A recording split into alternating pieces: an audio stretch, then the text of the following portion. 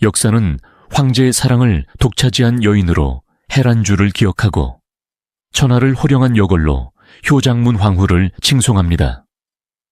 하지만 그 화려한 역사 뒤편 차가운 옥좌에 앉아 피눈물을 삼키며 그 모든 것을 조율했던 진짜 주인이 있었음을 아십니까? 남편의 총애가 사라질까 두려워 자신의 손으로 직접 피를 나눈 친조카들을 남편의 침소로 밀어 넣어야 했던 비운의 여인. 가문의 사명 앞에서는 질투조차 사치였던 대청제국의 첫 번째 국모, 바로 효단문 황후 철철입니다.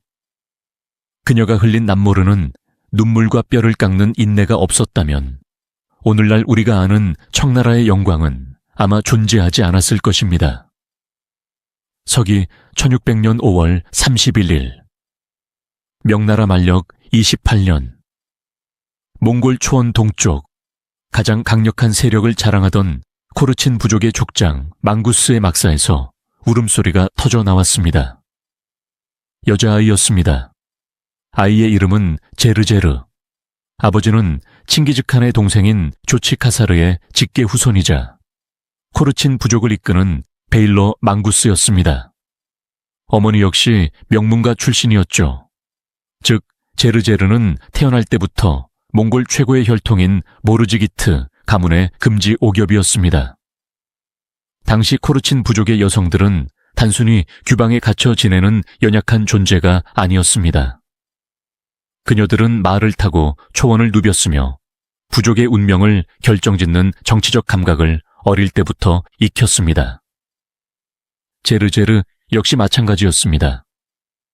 그녀는 드넓은 초원을 바라보며 자랐습니다. 하지만 그녀의 운명은 이 자유로운 초원에 머물 수 없었습니다. 그녀가 태어난 17세기 초, 몽골의 상황은 급박하게 돌아가고 있었기 때문입니다. 과거 세계를 정복했던 몽골 제국은 이미 무너진 지 오래였습니다. 초원은 수십 개의 부족으로 쪼개져 서로 싸우고 있었고 남쪽의 거대 제국 명나라는 몽골을 경제적으로 압박하고 있었습니다. 그리고 동쪽 백두산 너머 만주 땅에서는 건주 여진의 추장 누르하치라는 인물이 무섭게 세력을 키우고 있었습니다. 어린 제르제르는 아버지 망구스의 무릎에 앉아 부족 회의를 지켜보며 자랐을 것입니다. 명나라와 손을 잡을 것인가? 아니면 저 신흥 세력 누르하치와 손을 잡을 것인가? 부족의 어른들은 매일 밤 격론을 벌였습니다. 제르제르는 그때 알았을까요? 저들의 논쟁이 훗날 자신의 인생을 송두리째 바꿔놓을 것이라는 사실을 말입니다. 시간은 빠르게 흘러 제르제르가 10대 소녀로 성장하던 시기, 만주의 정세는 요동쳤습니다. 누르하치는 여진족을 통일하고 1616년 후금 건국을 눈앞에 두고 있었습니다. 하지만 그에게도 치명적인 약점이 있었습니다. 바로 기병이었습니다. 명나라의 견고한 산해관을 넘고 중원을 정복하기 위해서는 세계 최강이라 불리는 몽골의 기마부대가 절실히 필요했습니다. 반면 코르친 부족 역시 위기였습니다. 명나라의 견제와 다른 몽골 부족들의 위협 속에서 강력한 군사적 보호자가 필요했죠. 서로의 필요가 맞아떨어진 순간 두 세력은 가장 확실하고 고전적인 방법을 선택합니다. 바로 혼인 동맹입니다. 누르하치는 코르친 부족장 망구스에게 제안합니다. 내 아들 중 가장 뛰어난 녀석이 있어. 그 아이에게 귀족장의 딸을 주시오. 우리의 피가 섞인다면 만주와 몽골은 하나가 될 것이오. 누르하치가 지목한 아들은 바로 8번째 아들 홍타이지였습니다. 당시 22살의 홍타이지는 이미 수많은 전쟁터를 누비며 용맹함과 지략을 증명한 누르하치가 가장 아끼는 차세대 리더였습니다. 하지만 홍타이지에게는 이미 아내가 있었습니다. 명문가 출신인 뉴호록 씨가 그의 원비였죠. 그러나 역사의 기록은 냉정합니다. 뉴호록 씨는 시아버지인 누르하치와 갈등을 빚거나 모종의 이유로 급격히 입지가 좁아졌고 결국 세상을 떠나거나 폐위되는 운명을 맞이합니다. 홍타이지의 옆자리가 비었습니다. 아니, 비워야만 했습니다. 그 자리는 이제 몽골 코르친 부족의 고귀한 여인이 채워야 했기 때문입니다. 그 주인공이 바로 15살의 소녀 제르제르였습니다. 1614년 5월 28일, 운명의 날이 밝았습니다. 코르친 초원은 이른 아침부터 분주했습니다. 망구스는 자신의 딸을 위해 부족의 재산이라 할 수 있는 막대한 지참금을 준비했습니다. 수많은 말과 소, 양떼, 그리고 노비들이 제르제르의 가마 뒤를 따랐습니다. 이 행렬은 단순한 시집가는 길이 아니었습니다. 이것은 코르친 부족이 후금이라는 신흥 제국에 배팅을 건다는 정치적 선언이었습니다. 가마 안에 앉은 15살의 제르제르. 그녀는 가마의 창틈으로 멀어지는 고향의 초원을 바라보며 무슨 생각을 했을까요? 그녀는 알고 있었을 겁니다. 자신이 지금 만나러 가는 남자는 단순한 지아비가 아니라 장차 천하를 쟁패할 야심가라는 것을, 그리고 자신이 짊어진 짐은 한 가정의 살림살이가 아니라 두 민족의 운명이라는 것을 말입니다. 만주 허투알라 성으로 향하는 길은 멀고도 험했습니다. 며칠을 가고 또 갔습니다. 초원의 바람 냄새가 옅어지고 만주의 울창한 숲 냄새가 짙어질 무렵, 저 멀리서 그녀를 맞이하러 나온 후금의 기병대가 보였습니다. 놀랍게도 60에 가까운 나이에 누르하치가 성박 시블리까지 직접 마중을 나왔습니다. 이는 전례가 없는 파격적인 대우였습니다. 며느리가 온다고 시아버지가, 그것도 한나라의 칸이 직접 마중을 나오다니요. 이것은 제르제르 개인에 대한 환대라기보다는 그녀의 배경인 코르친 부족에 대한 누르하치의 극진한 예우였습니다. 그만큼 당시 후금은 몽골의 힘이 절실했던 것입니다. 드디어 신랑과 신부가 마주 섰습니다. 22살의 홍타이지. 큰 키에 다부진 체격, 전쟁터를 누비며 그을린 피부, 그리고 무엇보다 사람을 꿰뚫어 보는 듯한 날카로운 눈빛을 가진 사내. 15살의 제르제르. 고귀한 혈통에서 우러나오는 기품, 몽골 여인 특유의 건강미, 그리고 낯선 땅에서의 두려움을 감추려는 단호한 눈망울. 두 사람은 서로에게 예를 올렸습니다. 홍타이지는 그녀를 정실부인, 즉 대복진으로 맞이했습니다. 이미 홍타이지의 집안에는 다른 첩실들이 있었고 그들이 낳은 아이들도 있었습니다. 특히 홍타이지의 장남 호격은 이미 5살이었습니다. 어린 제르제르에게 주어진 첫 번째 과제는 남편의 사랑을 얻는 것보다 이미 굳건히 자리 잡은 후궁들과 의붓자식들 사이에서 안주인으로서의 권위를 세우는 것이었습니다. 그녀에게는 남편보다 시아버지 누르하치의 절대적인 지지가 더 큰 무기였습니다. 첫날 밤 홍타이지는 제르제르를 정중하게 대했습니다. 그는 이 어린 신부가 얼마나 중요한 정치적 자산인지 누구보다 잘 알고 있었습니다. 그녀를 홀대하는 것은 곧 코르친 부족을 적으로 돌리는 일이었으니까요.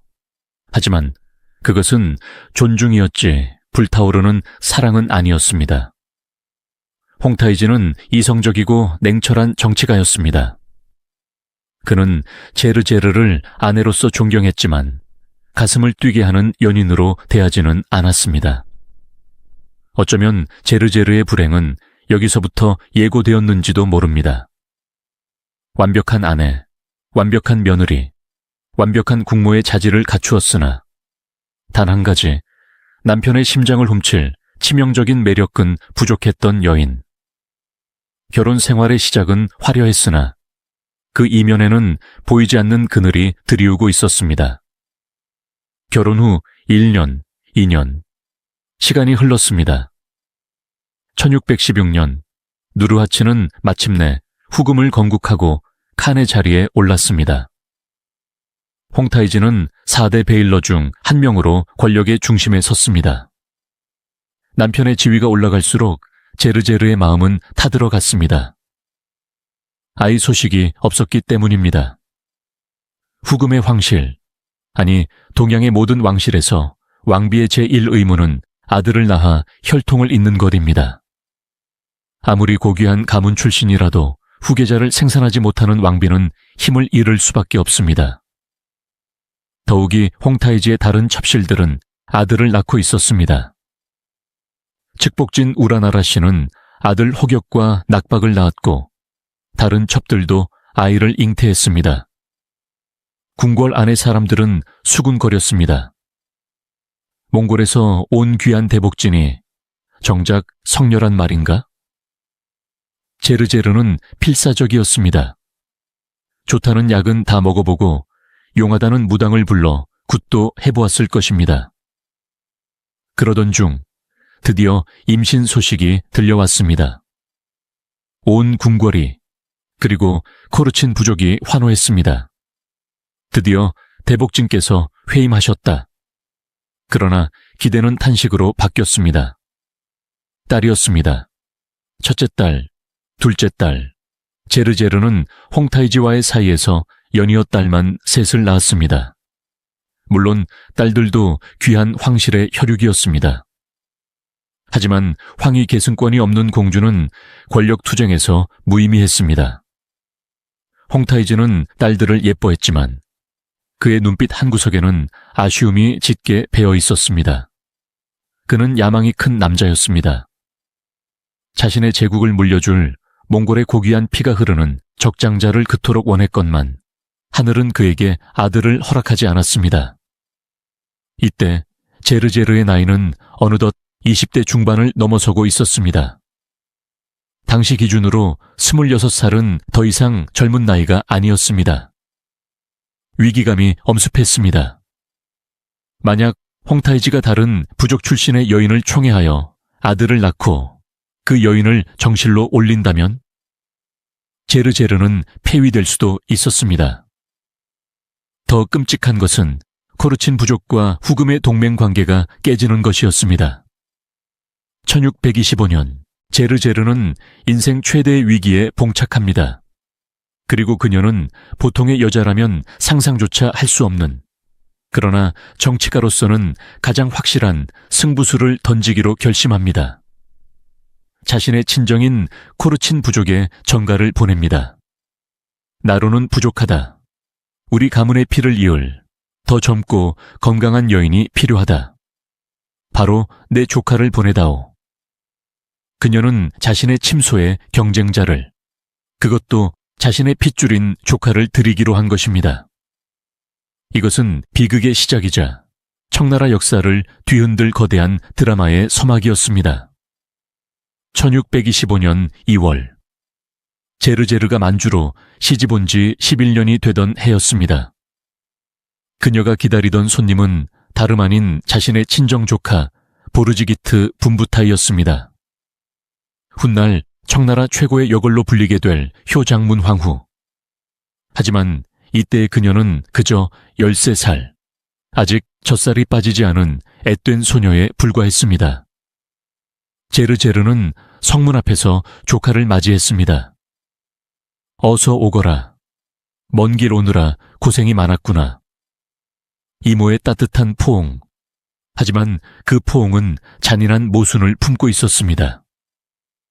제르제르는 자신의 남편을 나누어 갖기 위해, 아니 정확히 말하면 자신을 대신해 남편의 아이를 낳아줄 대리모로서 조카를 불러들인 것이기 때문입니다.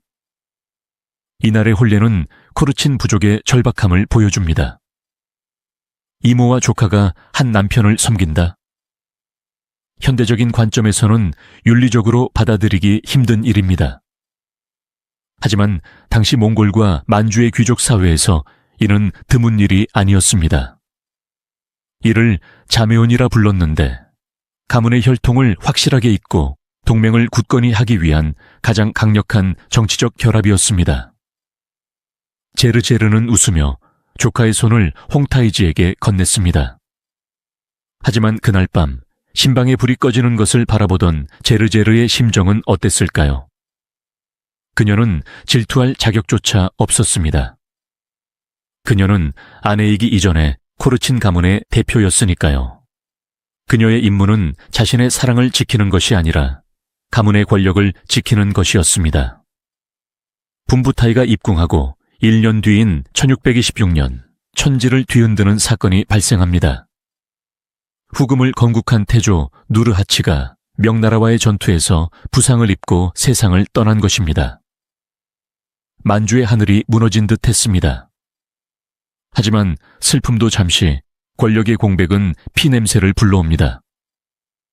누르하치의 아들들, 즉 베일러들 사이에서 치열한 눈치 싸움이 벌어졌습니다. 가장 유력한 후보는 제르제르의 남편 홍타이지였습니다.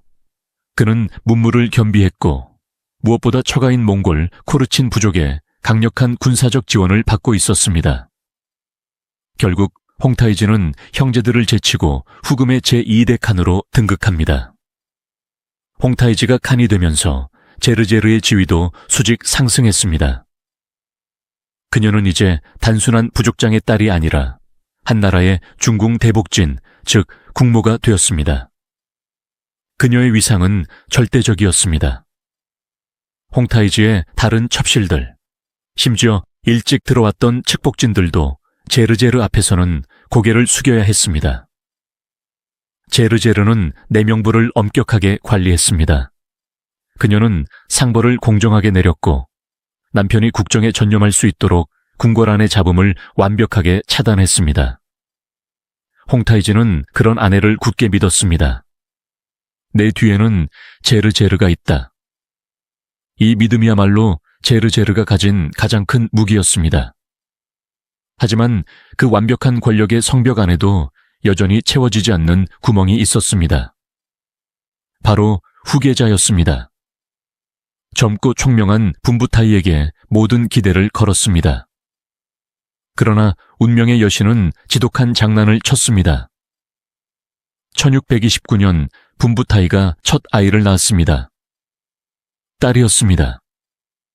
1632년 둘째 아이를 낳았습니다. 또 딸이었습니다. 1633년 셋째 아이를 낳았습니다. 이번에도 딸이었습니다. 홍타이지의 실망감은 이루 말할 수 없었습니다. 그는 딸들을 사랑했지만 제국을 물려줄 아들이 필요했습니다. 당시 홍타이지의 다른 후궁들은 아들을 낳고 있었습니다. 하지만 그들은 신분이 낮거나 몽골 코르친 출신이 아니었습니다. 홍타이지는 자신의 후계자가 반드시 몽골의 고귀한 피를 이어받기를 원했습니다. 그것이 만주와 몽골을 영원히 묶는 길이었으니까요. 제르제르는 밤잠을 이룰 수 없었습니다. 이모와 조카 두 여자가 19년 동안 노력했음에도 아들 하나를 얻지 못했다는 사실. 이것은 단순한 불운이 아니라 가문의 위기로 다가왔습니다. 1633년 겨울, 친정 코르친에서 급한 정알이 도착합니다. 더 이상 지체할 수 없다. 마지막 카드를 써야 한다. 코르친 부족은 분부타이에 친언니를 보내겠다는 뜻을 전해왔습니다. 그녀의 이름은 하르졸. 당시 그녀의 나이는 26살.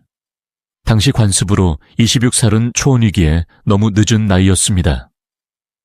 역사학자들은 그녀가 과부였거나 모종의 사유로 재가를 했을 가능성이 높다고 추측합니다. 제르제르는 고민했습니다. 이미 조카 분부타이가 있다. 여기에 언니까지 부른다면 세상이 우리 가문을 비웃지 않을까. 하지만 선택의 여지가 없었습니다. 권력을 잃는 것보다는 비웃음을 사는 게 나았으니까요. 1634년 하르졸이 심양 궁궐에 도착했습니다. 그녀는 동생 분부타이보다 4살이 많았고 이모 제르제르보다는 9살이 어렸습니다. 그녀는 활달하고 건강한 몽골 여인들과는 달랐습니다. 조용했고 어딘가 슬퍼 보였으며 보호 본능을 자극하는 여인이었습니다. 이때 홍타이지의 나이 42. 수많은 전쟁터를 누비며 산전수전을 다 겪은 중년의 군주. 여색보다는 천하통일에만 관심이 있던 그 냉철한 남자가 하르조를 처음 본 순간 멈칫했습니다. 역사는 이 순간을 기적 혹은 재앙의 시작이라고 기록합니다. 홍타이지는 하르졸에게 첫눈에 반했습니다. 그것은 제르제르에 대한 종용도, 분부타이에 대한 기대도 아니었습니다. 그것은 머리가 아닌 심장이 반응하는 중년 남자의 걷잡을 수 없는 열정이었습니다.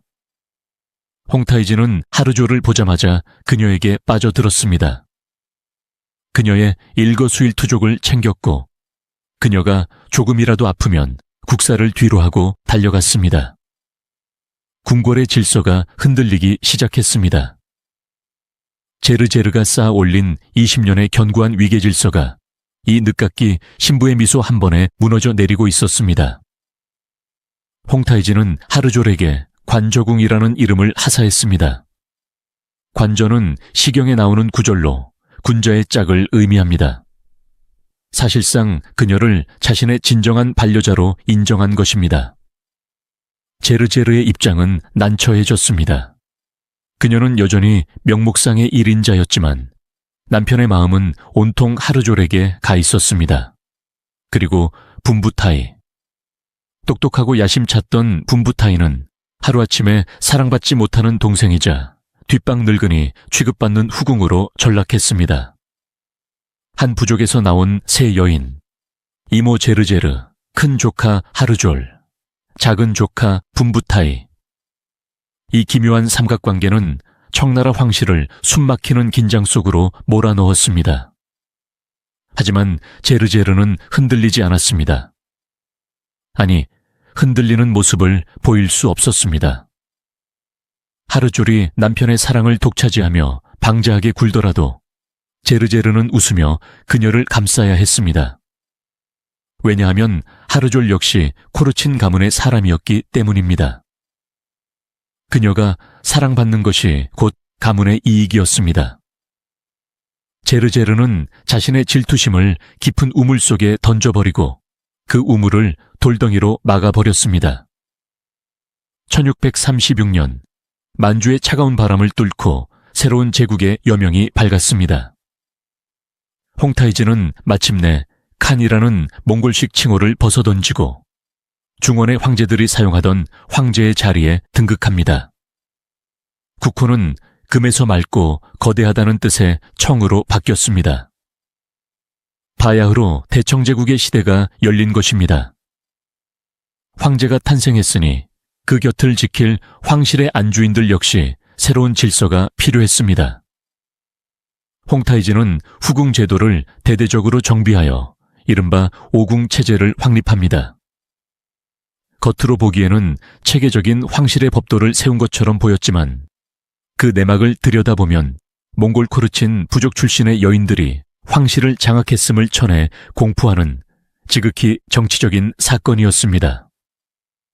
심양고궁의 가장 깊고 높은 곳, 서열 1위 중궁 황후의 자리는 당연히 우리의 주인공 제르제르의 몫이었습니다. 그녀는 청령궁의 주인이 되어 내명부를 총괄하는 국모의 위엄을 갖추었습니다. 누구도 이 일을 제기할 수 없는 절대적인 권위였습니다. 하지만 문제는 그 다음 서열이었습니다. 서열 두 번째, 동궁의 주인은 놀랍게도 가장 늦게 입궁한 하르졸이 차지했습니다. 입궁한 지 불과 2년, 그녀는 황제의 폭발적인 총애를 등에 업고 단숨에 황후 바로 아래, 실질적인 두 인자의 자리에 올랐습니다. 서열 세 번째와 네 번째는 린단칸의 부인이었다가 귀순한 남옥종과 파특마가 차지했습니다. 그렇다면 제르제르 다음으로 입궁하여 오랫동안 홍타이지를 섬겼던 총명하고 야심만만한 조카 분부타이는 어디로 갔을까요? 그녀는 서열 5위, 차서궁의 주인으로 밀려났습니다. 5궁 중 가장 말석이었습니다. 이 잔인한 서열 정리는 무엇을 의미했을까요? 가장 먼저 들어온 조카는 꼴찌가 되었고 가장 늦게 들어온 조카는 자신의 바로 턱 밑까지 치고 올라왔습니다. 제르제르는 청령궁의 높은 옥좌에 앉아 이 기묘한 서열표를 내려다보며 씁쓸한 미소를 지었을지도 모릅니다. 사랑이라는 권력이 서열조차 뒤집는구나. 하지만 제르제르는 동요하지 않았습니다. 질투심에 눈이 멀어 분노를 표출하기엔 그녀가 짊어진 가문의 무게가 너무나 무거웠습니다. 그녀는 이 모든 혼란스러운 질서를 감독하고 조율해야 하는 관리자였습니다. 하르졸이 사랑에 취해 있을 때도, 분부타이가 굴욕감을 삼키고 있을 때도 제르제르는 흔들리지 않는 중심이 되어야만 했습니다. 이 위태로운 평화는 언제까지 지속될 수 있었을까요? 하르졸이 입궁한 지 3년째 되던 해, 관저궁에서 심상치 않은 기운이 감지되었습니다. 하르졸의 뱃속에서 마침내 홍타이지가 그토록 기다리고 기다리던 황자가 자라나고 있다는 소식이 들려온 것입니다. 제국을 뒤흔들 새로운 생명의 탄생, 그리고 그 탄생이 불러올 엄청난 비극. 제르제르의 진정한 시련은 이제 막 시작되었을 뿐이었습니다. 1637년 7월 8일, 한여름의 열기보다 더 뜨거운 환호성이 심양 황궁을 뒤덮었습니다. 관저궁에서 우렁찬 아기 울음소리가 터져 나왔습니다. 하르졸이 마침내 아들을 낳은 것입니다. 홍타이지의 기쁨은 단순한 기쁨을 넘어 광기에 가까웠습니다. 그는 46세의 나이에, 그것도 평생을 찾아 헤매던 사랑하는 여인에게서 얻은 이 처사들을 보자마자 이성을 잃고 맙니다. 그는 갓 태어난 핏덩이를 안고 신하들 앞에서 이렇게 선언합니다. 이 아이야말로 하늘이 내린 나의 진정한 후계자다. 황제는 전례 없는 파격적인 조치를 취합니다. 즉시 대사멸령을 내린 것입니다. 청나라의 법도상 대사멸령은 황태자가 책봉되거나 정실 황후가 적장자를 낳았을 때만 내릴 수 있는 국가적 대경사입니다. 후궁의 소생에게 이런 특혜를 준다는 것은 아직 아무것도 모르는 이 아기를 사실상의 황태자로 공포한 것이나 다름없었습니다. 이미 장성한 장남 호격이 시퍼렇게 눈을 뜨고 살아있고 다른 후궁들의 아들들이 있음에도 불구하고 홍타이지의 눈에는 오직 하르졸의 아들, 황팔자만이 보였습니다. 온 궁궐이 하르졸의 아들을 찬양했습니다. 아부하기 좋아하는 신하들은 황제 폐하를 쏙 빼닮으셨습니다. 대청의 복덩이입니다라며 관저궁 앞에 줄을 섰습니다. 화려한 연회가 매일 밤 이어졌습니다. 자, 이 광경을 지켜보는 제르제르의 심정은 어땠을까요? 그녀는 황후로서 이 모든 축제를 주관하고 가장 앞장서서 축하해야 하는 위치였습니다. 하늘이 대청의 복을 내리셨소. 관저궁의 경사는 곧 황실의 경사요. 내 친손자나 다름없는 아이니 내 명을 다해 귀하게 돌볼 것이요. 그녀는 인자한 미소를 지으며 산후조리 중인 하르졸을 찾아가 손을 잡아주었습니다.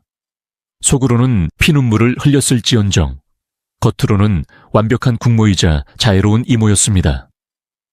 만약 그녀가 그 순간 조금이라도 질투심을 드러내거나 불쾌한 기색을 보였다면 어땠을까요? 당시 사랑에 미쳐있던 홍타이지는 가차없이 그녀를 폐위시켰을지도 모릅니다.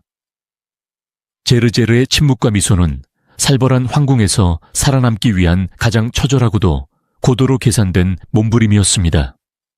그녀는 알고 있었습니다. 권력은 나눌 수 있어도 사랑은 나눌 수 없다는 것을, 그리고 지금은 납작 엎드려 때를 기다려야 한다는 것을 말입니다. 하지만 호사다마라고 했던가요? 인간의 행복이 너무 크고 요란하면 신의 질투를 산다고 했던가요? 온 세상을 다 가진 듯했던 하르졸의 행복, 그리고 홍타이지의 맹목적인 사랑이 빚어낸 이 화려한 축제는 1년을 넘기지 못했습니다. 1638년 1월, 만주의 겨울바람이 살을 내는 듯 차갑게 불어닥치던 날, 태어난 지 불과 6개월 남짓, 이름조차 짓지 못했던 황팔자가 갑자기 시름시름 앓기 시작했습니다. 원인은 천연두, 혹은 급성 폐렴으로 추정됩니다. 어이들이 총동원되어 좋다는 약을 다 썼지만 어린 생명의 불꽃은 허무하게 꺼져버렸습니다.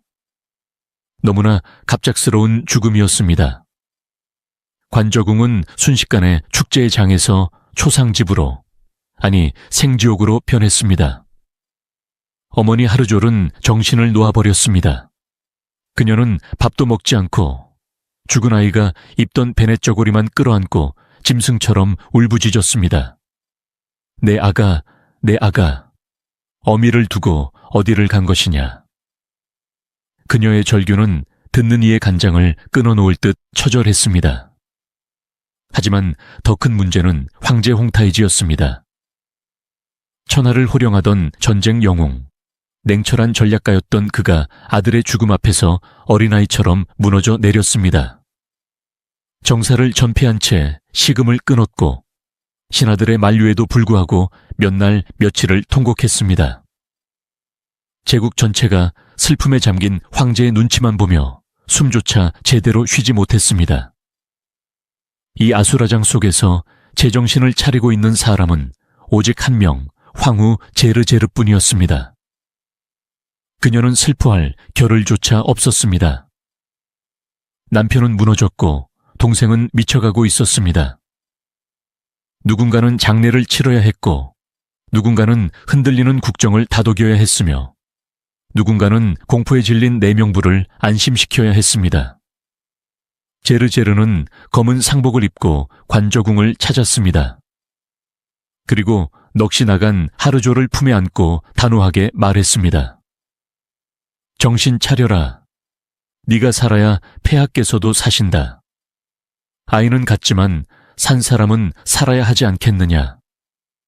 네가 무너지면 대청이 흔들린다. 그것이 죽은 아이가 바라는 것이겠느냐.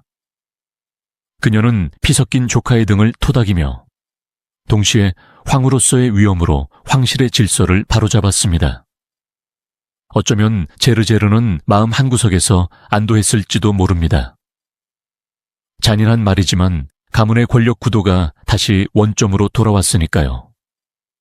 하르졸의 아들이 황제가 되었다면 제르제르의 입지는 좁아졌을 테지만 이제 다시 미래는 안개 속으로 들어갔습니다. 하지만 그런 안도감조차 죄책감으로 느껴질 만큼 황궁을 짓누르는 슬픔의 무게는 너무나 깊고 무거웠습니다. 하르졸의 아들이 죽고 불과 2달 뒤인 1638년 3월 15일 황궁의 가장 구석진 곳 서열 5위 분부타이의 거처인 영복궁에서 또 다른 생명이 태어납니다. 아들이었습니다. 그의 이름은 복림. 복이 임한다는 뜻의 이 아이가 바로 훗날 대청의 3대 황제 순치제가 됩니다. 하지만 복림의 탄생은 너무나 조용하고 쓸쓸했습니다. 불과 2달 전 홍타이지가 목숨보다 사랑했던 아들이 죽었습니다. 황제는 여전히 깊은 슬픔의 늪에 잠겨 있었기에 사랑하지 않는 여인 분부타이가 낳은 아들에게 큰 관심을 줄 여력이 없었습니다. 하르졸의 아들이 태어났을 때는 대사멸령을 내리고 온 나라가 들썩였던 홍타이지였지만 복림이 태어났을 때는 그저 아들이 태어났구나 정도의 반응으로 평범한 황자의 탄생으로 치부했습니다. 축하 연회도 없었고 화려한 선물도 없었습니다. 영복궁의 분부타이는 갓 태어난 아들을 안고 씁쓸함을 삼켜야 했습니다. 하지만 이때 제르제르의 눈은 번뜩였습니다. 그녀는 본능적으로 직감했습니다. 기회다. 하르졸은 자식 잃은 슬픔으로 몸과 마음이 병들었습니다. 다시 아이를 낳기는 힘들 것입니다. 제르제르 자신은 이미 나이가 너무 많아 희망이 없었습니다. 그렇다면 남은 희망은 바로 이 아이, 찬밥 신세인 복림뿐이었습니다. 제르제르는 조용히 그러나 치밀하게 분부타이를 지원하기 시작합니다. 비록 황제의 사랑은 받지 못했지만 분부타이는 몽골 귀족 특유의 강인함과 누구보다 뛰어난 정치적 감각을 가지고 있었습니다. 제르제르는 분부타이에게 속삭였습니다. 참아라. 그리고 기다려라. 하루졸의 꽃은 졌고 이제 너의 시간이 올 것이다. 황제의 사랑 따위는 하루졸에게 줘버려라. 우리는 천하를 가질 아이를 키우면 된다. 제르제르는 분부타이에게 황궁에서 살아남는 법, 감정을 숨기는 법, 그리고 결정적인 순간을 위해 발톱을 감추는 법을 가르쳤습니다. 이것은 단순한 이모와 조카의 대화가 아니었습니다.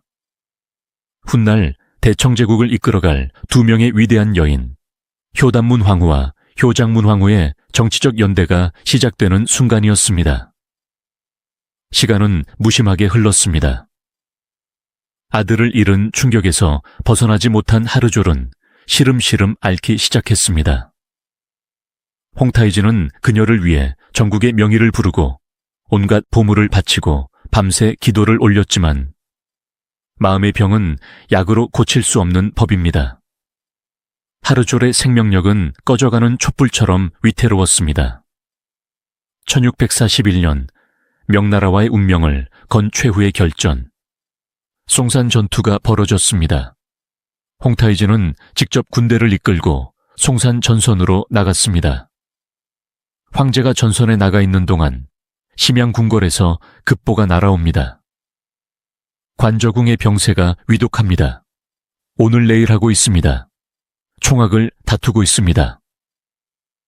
전쟁터 한복판에서 이 소식을 들은 홍타이즈, 그는 일말의 망설임도 없이 말머리를 돌렸습니다. 수십만 대군을 지휘하는 총사령관으로서의 책무보다 한 여자의 남편으로서의 사랑이 더 컸던 것입니다. 그는 닷새 밤낮을 쉬지 않고 말을 달려 심양으로 향했습니다.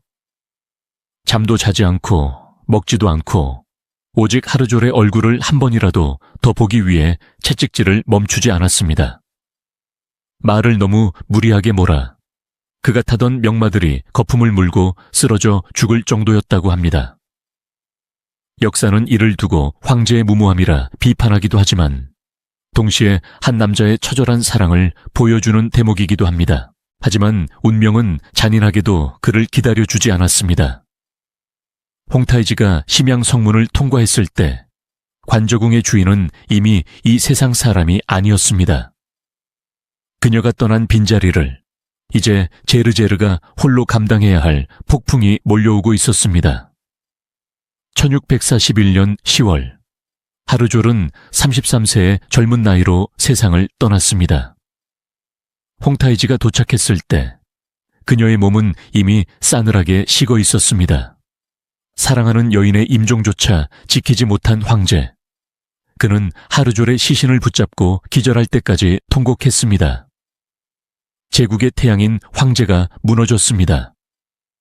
이제 청나라 황실을 지탱할 기둥은 오직 하나, 효단문 황후 제르제르, 그녀뿐이었습니다. 그리고 그녀의 어깨 위로 다가오는 거대한 폭풍의 그림자가 들이우고 있었습니다. 남편의 죽음, 그리고 비비린내 나는 후계자 전쟁. 그녀의 진정한 시험대는 이제부터였습니다. 사랑이 깊으면 슬픔도 깊은 법이라 했던가요? 관저궁의 주인 하르졸이 떠난 후 홍타이즈의 시간은 멈추어 버렸습니다. 그는 제국의 황제였으나 영혼은 이미 죽은 연인을 따라 무덤 속을 헤매고 있었습니다. 실록은 이때의 황제를 이렇게 기록합니다. 황제께서 슬픔을 이기지 못하여 기절하기를 수차례, 식음을 전폐하시고 정사를 돌보지 않으셨다. 천하를 통일하겠다는 야망도, 명나라를 정복하겠다는 투지도 하르졸의 죽음과 함께 허공으로 사라져버린 듯 했습니다. 이 무너져가는 남자를 지탱한 것은 이번에도 황후 제르제르였습니다. 그녀는 질투할 기력조차 남아있지 않았습니다. 자신이 평생 바라봤지만 한 번도 온전히 가져보지 못한 남편. 그 남자가 다른 여자의 죽음 때문에 죽어가고 있는 모습을 지켜봐야 하는 심정. 그것은 잔인한 형벌이었습니다. 하지만 제르제르는 아내 이기 이전에 국모였습니다. 그녀는 남편을 어르고 달랬습니다. 폐하, 일어나셔야 합니다. 하르졸은 갔지만 대청은 남았습니다. 저 수많은 팔기군과 백성들이 폐하만 바라보고 있습니다. 그녀는 황제가 쓰러질 때마다 의원을 부르고 직접 탕약을 다려 올렸습니다. 그녀의 헌신은 사랑이라기보다 차라리 숭고한 의리에 가까웠습니다. 1642년 청나라는 명나라와의 운명을 건 대결인 송산금주 전투에서 대승을 거둡니다. 명나라 최정예 부대가 전멸하고 산해관 밖의 모든 영토가 청나라의 손에 들어왔습니다. 이제 중원 정복은 시간 문제였습니다. 이 위대한 승리를 이끈 것은 홍타이지의 천재적인 지략이었습니다. 슬픔 속에서도 그의 군사적 재능은 빛을 발했습니다. 하지만 승전보가 울려 퍼지는 연회장에서도 황제의 옆자리는 비어 있었습니다. 원래라면 하르졸이 앉아서 함께 축배를 들었어야 할 자리. 제르제르는 그 빈자리를 바라보는 남편의 쓸쓸한 눈빛을 읽었습니다. 천하를 얻어가고 있었지만 홍타이지의 마음속 구멍은 메워지지 않았습니다. 이 무렵 홍타이지의 건강은 급격히 악화됩니다. 고혈압과 비만, 그리고 극심한 스트레스가 그의 심장을 옥죄어 오고 있었습니다. 자주 코피를 쏟았고 형이증을 호소했습니다. 제르제르는 직감했습니다. 이별의 시간이 머지않았구나. 1643년 9월 21일, 운명의 밤이 찾아왔습니다. 그날 홍타이지는 여느 때와 다름없이 정무를 보고 있었습니다. 낮에는 사냥을 다녀올 정도로 컨디션이 나쁘지 않아 보였습니다. 그러나 밤 10시경 갑작스러운 비극이 닥쳤습니다. 홍타이지가 4명의 대신들과 국사를 논의하고 휴식을 취하던 중 의자에서 쓰러진 것입니다. 유언 한마디 남길 새도 없었습니다. 그토록 사랑했던 하르졸을 따라 대청의 건국 황제 태종 홍타이지는 52세를 일기로 세상을 떠났습니다. 황제의 죽음은 너무나 갑작스러웠습니다. 가장 큰 문제는 유조가 없다는 것이었습니다. 누가 다음 황제가 될 것인가? 누가 이 거대한 제국을 이끌 것인가? 아무것도 정해지지 않은 상태에서 황제가 사라졌습니다. 심양 황궁은 순식간에 거대한 공포에 휩싸였습니다. 슬픔은 사치였습니다. 모든 황족과 장군들의 눈빛이 맹수처럼 번들거리기 시작했습니다. 권력을 잡기 위한 칼날들이 어둠 속에서 번뜩였습니다. 빈 황좌를 두고 2명의 강력한 후보가 격돌했습니다. 첫 번째 후보는 홍타이지의 이복 동생, 예친왕 도르곤이었습니다. 그는 당시 32세 전성기를 구가하는 영웅이었습니다. 뛰어난 무공과 정치력, 그리고 가장 강력한 정백기와 양백기를 거느린 실력자였습니다. 형님의 뒤를 이어 내가 제국을 완성하겠다. 그의 야망은 하늘을 찔렀습니다. 두 번째 후보는 홍타이지의 장남, 숙친왕 호격이었습니다. 그는 35, 세로 도르곤보다 나이가 많았습니다. 아버지 홍타이지를 따라 수많은 전공을 세웠고 정통성 면에서 앞섰습니다. 정황기와 양황기 등 황제 직속 부대가 그를 지지했습니다. 아버지가 돌아가셨으니 아들이 있는 것이 천륜이다. 상황은 최악으로 치달았습니다. 도르곤이 황제가 된다면 호격은 죽은 목숨이나 다름없었습니다. 반대로 호격이 황제가 된다면 도르곤 역시 숙청될 것입니다. 타협은 없었습니다. 양측의 군대가 심양 성내 곳곳에 바리케이드를 치고 대치했습니다. 이제 막 중원을 정복하려던 청나라가 자기들끼리의 내전으로 멸망할 위기에 처한 것입니다. 이 광란의 소용돌이 한가운데 침묵을 지키고 있는 단 한 사람, 바로 모후황후 제르제르였습니다. 황제가 유언을 남기지 않았을 때 후계자를 지명할 권한은 관례적으로 황실의 가장 큰 어른인 황후에게 있었습니다. 제르제르의 머릿속은 복잡하게 돌아갔습니다. 장남 호격, 그는 어머니가 달랐습니다. 그가 황제가 된다면 제르제르와 코르친 가문의 입지는 애매해질 수 있습니다. 동생 도르곤? 그는 야망이 너무 컸습니다. 그가 황제가 된다면 홍타이지의 직계 혈통은 끊어질 것이고 황권은 영원히 다른 가게로 넘어갈 것입니다. 이때 어둠 속에서 한 여인이 제르제르를 바라봅니다. 바로 조카 분부타이였습니다. 그리고 그녀의 곁에는 홍타이지의 9번째 아들 복림이 서 있었습니다. 제르제르에게는 선택지가 없었습니다. 아니, 유일한 답이 보였습니다. 도르곤도 안 된다. 호격도 안 된다. 그렇다면 제3의 대안은? 양쪽 모두가 받아들일 수 있으면서 동시에 내 가문의 이익을 지킬 수 있는 카드. 어리고 힘없는 황자를 세우자. 어린 황자를 세운다면 도르곤은 섭정으로서 권력을 쥘 수 있으니 만족할 것이고 호격은 적어도 숙청은 피할 수 있으니 안도할 것입니다. 무엇보다 그 어린 황자가 바로 내 조카의 아들이라면? 제르제르는 결단을 내립니다. 그녀는 청나라의 운명을 건거대한 도박판에 자신의 모든 권위를 걸기로 합니다. 선왕의 유지를 받들어 구왕자 복림을 보위에 올린다. 황실의 가장 큰 어른인 효단문 황후 제르제르의 결단이 회의장에 울려 퍼졌습니다. 당시 겨우 6살이었던 복림을 선택한 이 결정은 제르제르와 그녀의 조카 분부타이가 만들어낸 고도의 정치적 합작품이었습니다. 도르곤의 입장에서 생각해 보십시오. 호격이 황제가 되는 꼴은 죽어도 못 보지만 힘없는 6살짜리 조카가 황제가 된다면 자신이 섭정이 되어 실질적인 황제 노릇을 할 수 있습니다. 나쁘지 않은 거래였죠. 호격의 입장에서도 마찬가지입니다. 숙적인 도르곤에게 무릎 꿇느니 자신의 이복 동생이 황제가 되는 것이 명분상 낫습니다. 결국 제르제르의 중재안은 먹혀들었습니다. 피비린내 나는 내전의 위기 앞에서 양측은 칼을 거두고 어린 복림 앞에 무릎을 꿇었습니다. 이로써 청나라 제3대 황제 순치제가 탄생하게 됩니다. 어린 황제가 즉위하면서 황실의 구조도 개편되었습니다. 이제 궁궐에는 2명의 황태후가 존재하게 되었습니다. 선왕의 정실황후였던 제르제르는 모후 황태후가 되었습니다. 그녀는 황제의 법적인 어머니이자 황실의 최고 어른이었습니다. 황제의 생모인 분부타이는 성모 황태후가 되었습니다. 두 여인은 이제 공동 운명체가 되었습니다. 그녀들의 앞에는 도르곤이라는 거대한 맹수가 버티고 있었습니다.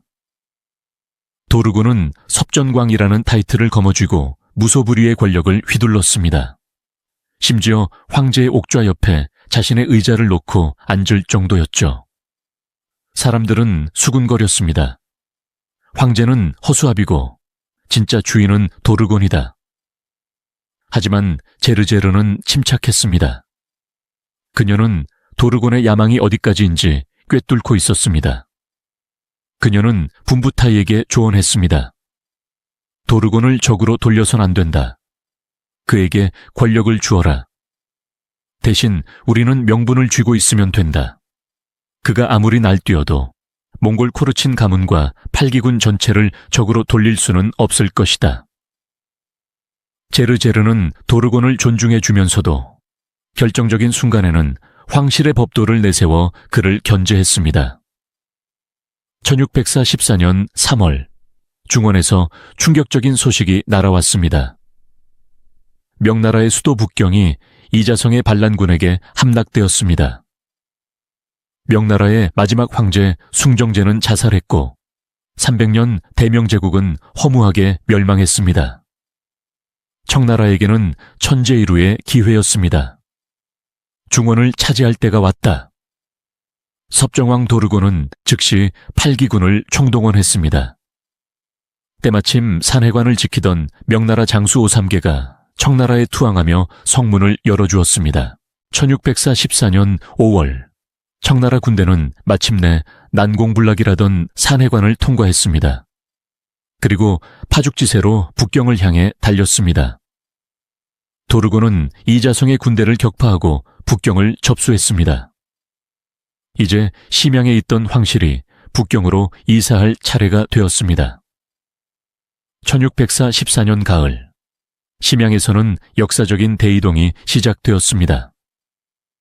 황제와 황태후, 그리고 모든 황족이 북경으로 거처를 옮기는 천도가 단행된 것입니다. 제르제르에게 심양은 특별한 곳이었습니다. 15살에 시집와서 50세를 바라보는 지금까지 그녀의 청춘과 중년이 모두 이곳에 있었습니다. 남편 홍타이지와 처음 만났던 곳, 딸들을 낳았던 곳, 조카들을 맞이했던 곳, 그리고 남편을 떠나보낸 곳. 그녀는 남편이 잠든 소릉을 향해 마지막 절을 올렸습니다. 폐하, 당신의 꿈이 이루어졌습니다. 이제 당신의 아들과 함께 중원으로 갑니다. 부디 그곳에서도 우리를 지켜주소서. 길은 멀고 험했습니다. 심양에서 북경까지 수백 킬로미터의 여정. 제르제르는 가마 안에서 생각에 잠겼습니다. 몽골 초원의 소녀가 만주의 안주인이 되었고 이제는 중원 대륙의 황태후가 되어가고 있었습니다. 그녀의 인생 여정 자체가 곧 청나라의 확장 역사였습니다. 그녀는 어린 순치제의 손을 꼭 잡았습니다. 두려워 마라. 이제 저 거대한 땅이 모두 너의 것이다.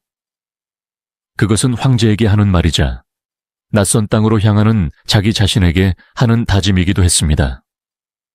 1604 14년 10월 19일, 마침내 제르제르와 순치제는 북경 자금성에 입성합니다.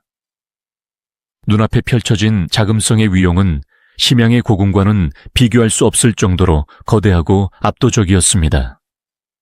황금빛 기와 끝없이 이어진 정악들, 명나라 영락제가 지은 세계 최고의 궁궐. 제르제르는 이 거대한 궁궐의 가장 깊은 곳, 내명부의 주인이 되었습니다. 그녀는 청나라 역사상 최초로 자금성에 입성한 황태후였습니다. 만주족의 복장을 한 여인이 한족 황제들이 살던 용의 궁전에 앉은 것입니다. 하지만 화려함 뒤에는 엄청난 혼란이 기다리고 있었습니다.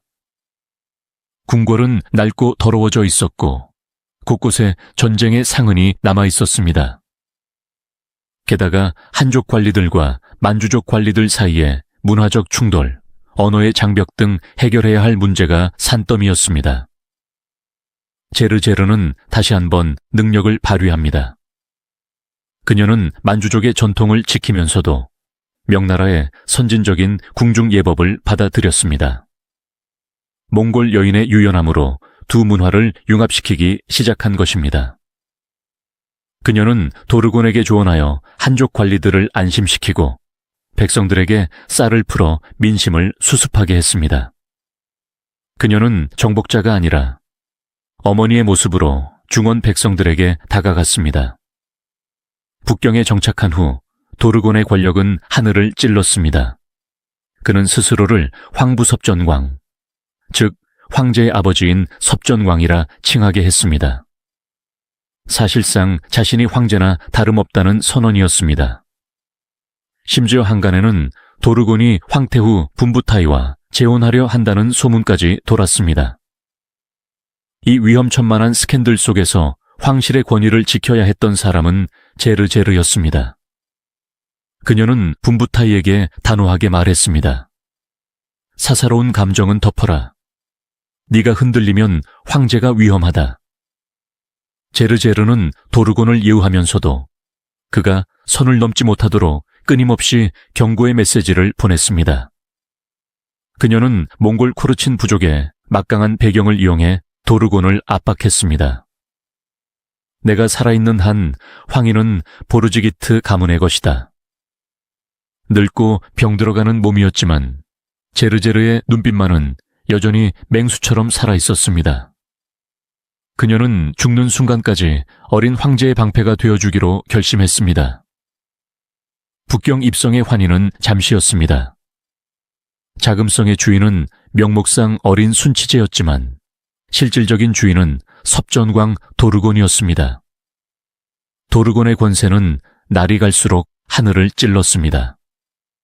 그는 황제만이 입을 수 있는 황포를 입고 황제만이 쓸 수 있는 도장을 마음대로 찍었습니다. 신하들은 황제보다 도르곤의 눈치를 더 살폈습니다. 심지어 도르곤은 순치제의 이복형이자 자신의 정적이었던 호격을 모반죄로 엮어 감옥에 가두고 굶겨 죽이는 잔혹함을 보였습니다. 자신의 형제조차 죽이는 도르곤의 섯을 퍼런 칼날 앞에서 어린 순치제는 공포에 떨었습니다. 다음 차례는 내가 아닐까. 이 살얼음판 같은 황궁에서 어린 황제가 믿고 의지할 수 있는 유일한 방패.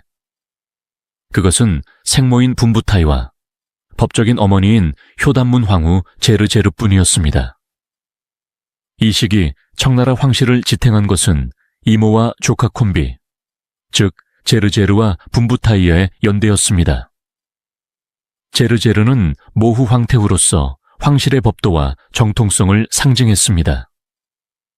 분부타이는 성모 황태후로서 도르곤을 직접 상대하며 정치적 협상을 벌였습니다. 제르제르는 분부타이에게 늘 강조했습니다. 도르곤이 원하는 모든 예우를 해주어라. 그를 황부라 부르게 해도 좋다. 그가 자만심에 취해 황제를 해치지만 않는다면 우리는 자존심 따위는 버려도 된다. 제르제르는 늙고 병든 몸을 이끌고 황실의 크고 작은 행사를 주관했습니다. 그녀가 살아 버티고 있다는 것 자체가 도르곤에게는 압박이었습니다. 몽골 코르친 부족의 절대적인 지지를 받는 대복진 출신의 황태후를 아무리 도르곤이라 해도 함부로 폐위하거나 제거할 수는 없었기 때문입니다. 제르제르는 자신이 살아있는 부적임을 알고 있었습니다. 그래서 그녀는 아픈 몸을 일으켜 더욱 꼿꼿하게 허리를 폈습니다. 1647년 제르제르는 자신의 생이 얼마 남지 않았음을 직감하고 마지막 정치적 작업을 서두릅니다. 바로 순치제의 황후를 간택하는 일이었습니다. 제르제르의 선택은 누구였을까요? 놀랍게도 또다시 몽골 쿠르친 부족의 여인이었습니다. 그녀는 자신의 친정 오빠의 딸, 즉 자신의 종손녀를 며느리로 맞이하기로 결정합니다. 순치제는 이 혼사를 싫어했습니다. 도르곤의 섭정에 시달리느라 몽골 세력 자체에 거부감을 가지고 있었기 때문입니다. 하지만 제르제르는 단호했습니다. 황제야, 들어라. 황후는 네가 사랑하는 여인을 앉히는 자리가 아니다. 너의 등 뒤를 지켜줄 군대를 가져오는 자리다. 코르친과 손을 잡아야 도르곤을 견제할 수 있다. 제르제르는 자신의 인생을 반복하고 있었습니다.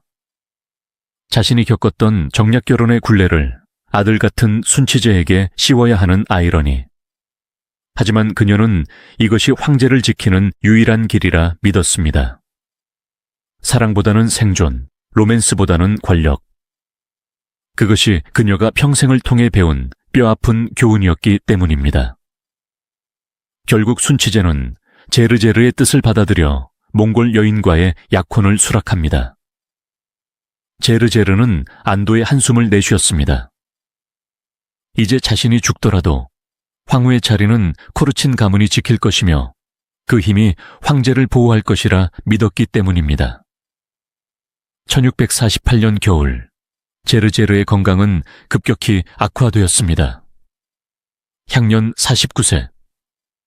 당시로서는 적지 않은 나이였지만 평생을 짓눌러온 긴장과 스트레스가 그녀의 생명력을 갉아먹었습니다. 침상에 누운 그녀의 머릿속에는 무엇이 스쳐 지나갔을까요? 화려했던 자금성도, 권력이 춤추는 심양의 궁궐도 아니었을 것입니다. 그녀가 그리워한 것은 15살 소녀 시절 마음껏 말을 달리던 몽골의 푸른 초원이었습니다. 아, 더 덥구나. 그녀는 남편 홍타이즈를 평생 존경했지만 온전한 사랑은 받지 못했습니다.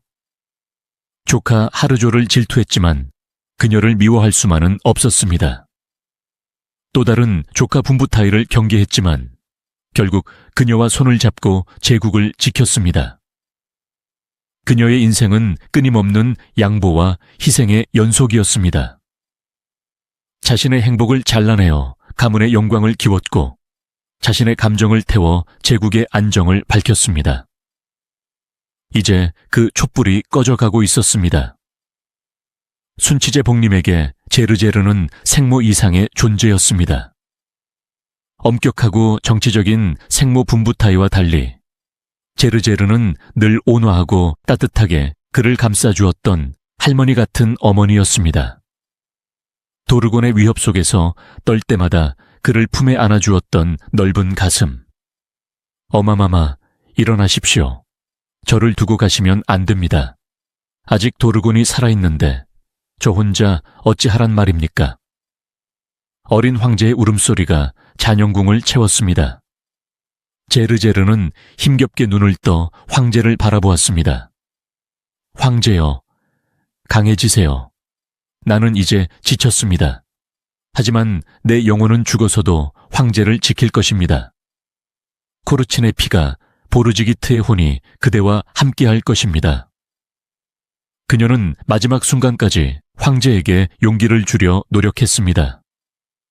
자신이 떠난 후 홀로 남을 어린 황제에 대한 걱정.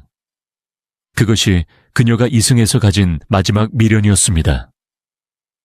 1649년 5월 17일 자금성의 주인 중 한 명이자 대청제국의 정신적 지주였던 효단문 황후 보르지기트 제르제르가 영면에 들었습니다. 향년 50세. 반세기 동안 몽골, 만주, 중원이라는 세 가지 세상을 살았던 여인의 심장이 멈추었습니다.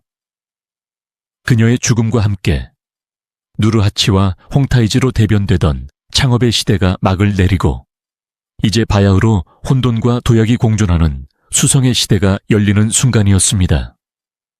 하지만 그녀가 떠난 직후 자금성에는 슬픔보다 더 짙은 공포가 감돌았습니다.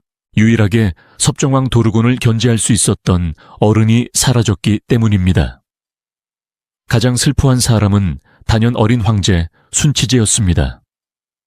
그에게 제르제르는 생모 이상의 존재였습니다. 엄격하고 정치적인 생모 분부타이와 달리 제르제르는 언제나 그를 따뜻하게 안아주었던 안식처였습니다. 순치제는 황제의 채통도 잊고 대성통곡했습니다.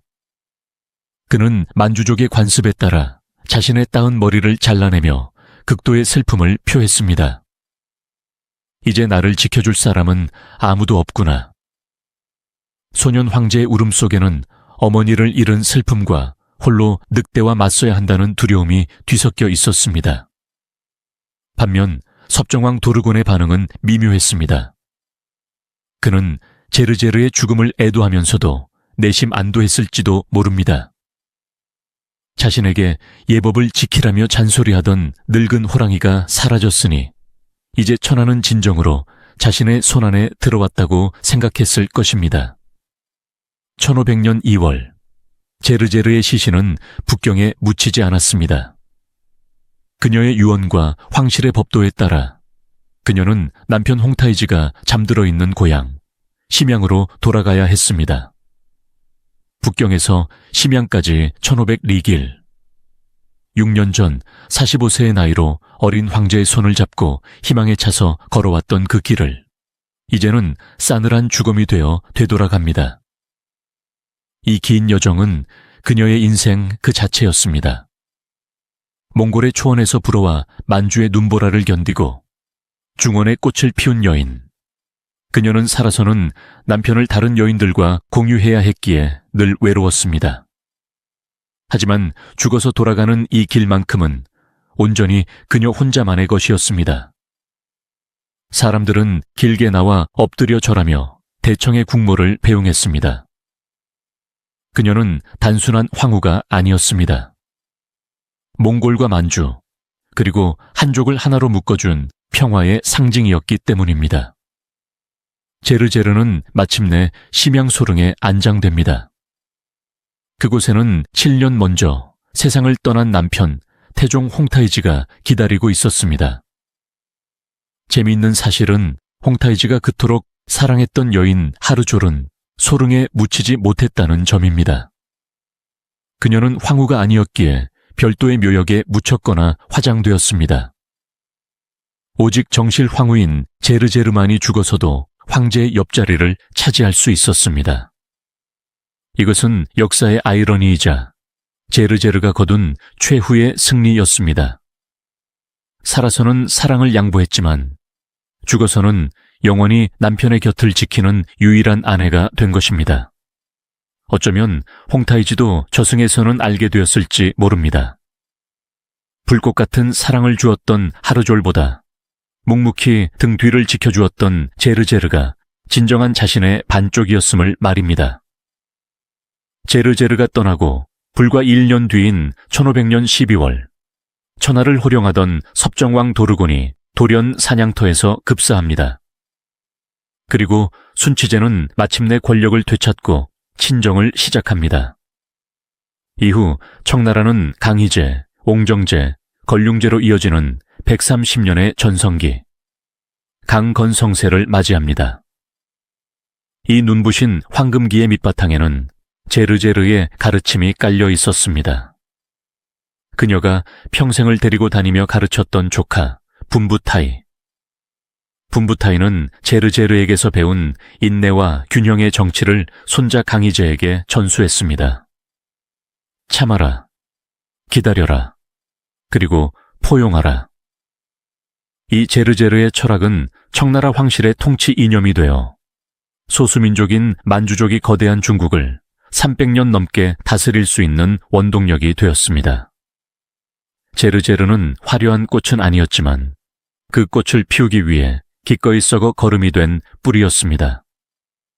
역사는 종종 목소리 큰 영웅들의 이야기로 채워집니다. 사랑을 위해 죽고 권력을 위해 죽이는 자극적인 드라마에 우리는 열광합니다. 하지만 효단문 황후 제르제르의 삶을 되돌아보며 우리는 깨닫습니다. 진정한 강함은 소리치지 않는다는 것을, 진정한 위대함은 드러내지 않는다는 것을. 그녀는 남편의 사랑을 구걸하지 않았고 조카들의 젊음을 질투하지 않았으며 권력자의 횡포에 굴복하지 않았습니다. 그저 묵묵히 자신이 있어야 할 그 자리에서 감내하고 또 감내하며 사람들을 지켜냈습니다.